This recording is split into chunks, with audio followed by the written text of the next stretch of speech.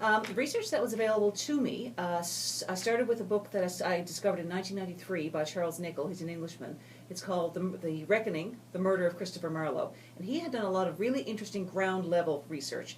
One of the things, for example, he discovered, the official story of what happened to Marlowe was that he died in a bar fight in Deptford at the Widow Bull's. Except the Widow Bull was running a respectable boarding house, wasn't a tavern. So all kinds of... that was a real springboard. Nicholl also painted a great deal of the context of the power struggle between Robert Cecil and the Earl of Essex when it came to who was controlling the intelligence service. For source documents, there's the coroner's report on Marlowe's death, which is in Latin. That was actually uncovered in the early 1920s by someone named Leslie Hodson, and an embarrassing story about that. I took a copy of his research out of the Carlton Library in the early 1990s and lost the book. And I had to admit that I had lost the book and went back to the library to pay for it. I really didn't have the money for it. It meant I wasn't going to eat for a few days. I paid the fee, only to be informed a few days later the book was out of print and could not be replaced. So that's a lasting point of shame for me. So the coroner's report details allegedly what happened, what these men were doing together, how the fight began over who was going to pay the bar bill, and really interestingly is very careful to point out the market value of the dagger. Why this was so important, I don't know. The size I could see, but the market value, that information had to be there. And that document instantly raises a lot of questions because of the arrangement of the in the narrative of the men involved. One had his back to the other, somebody leapt up from a bed. And while it's entirely plausible when people are fighting that someone is going to get a knife in the eye, as your mother always warned you, to be careful or you're going to, it's all fun and games until someone loses an eye. To kill somebody, to die from a knife wound to the eye, it's not going to be a very shallow wound. That will destroy your eye and you'll probably end up with a gruesome infection. But to actually kill you, the wound would have to go much deeper than that, which suggests something deliberate versus accidental.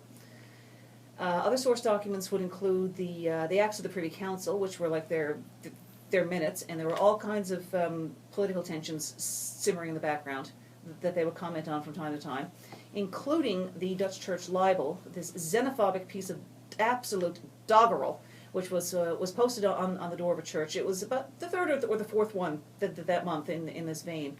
And Marlowe's friend Thomas Kidd was arrested on suspicion of writing it. I doubt very much that he did.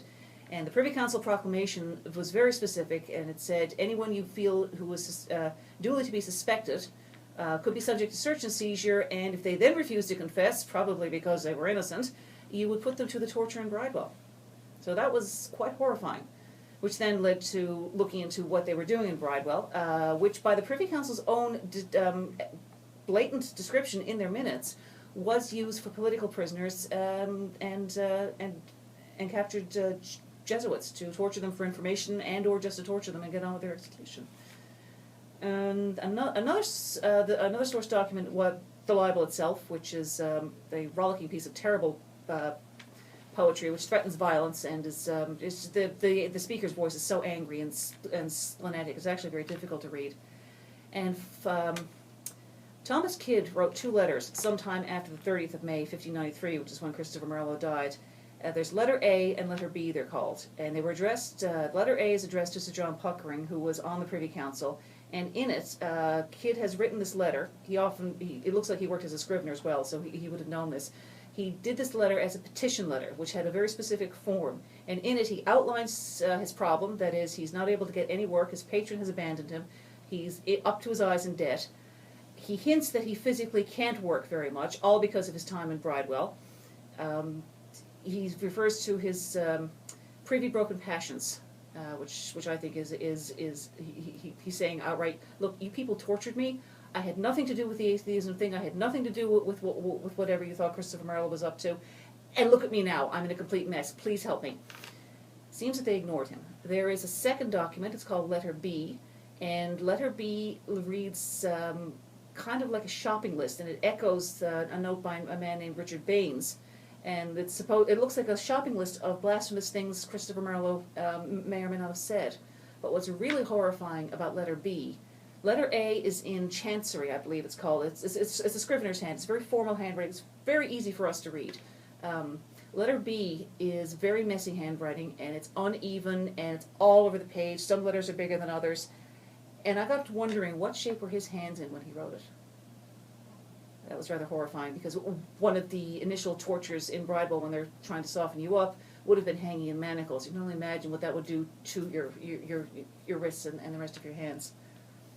And the final source document I found really interesting is, I did not get to ever have a look at a facsimile of the original, but at some point in 1587, I believe, when Cambridge was not going to give Christopher Marlowe his degree, saying he'd been absent for too long and with no good explanation, the Privy Council, which was the governing body under Elizabeth and is understood to be exercising the will of the Queen, instructed Cambridge to give him the degree because he'd been involved in faithful dealings. And the tone of it was, you don't need to know anything else, give him the degree and be quiet. So all of these documents are very evocative, because there's obviously a huge story going on behind them. And when you start trying to connect things, and this is where I owe Charles Dickel a great debt, when you start connecting the stories that appear, which are coming out of the historical documents, you've got something that's very compelling and very complex, really.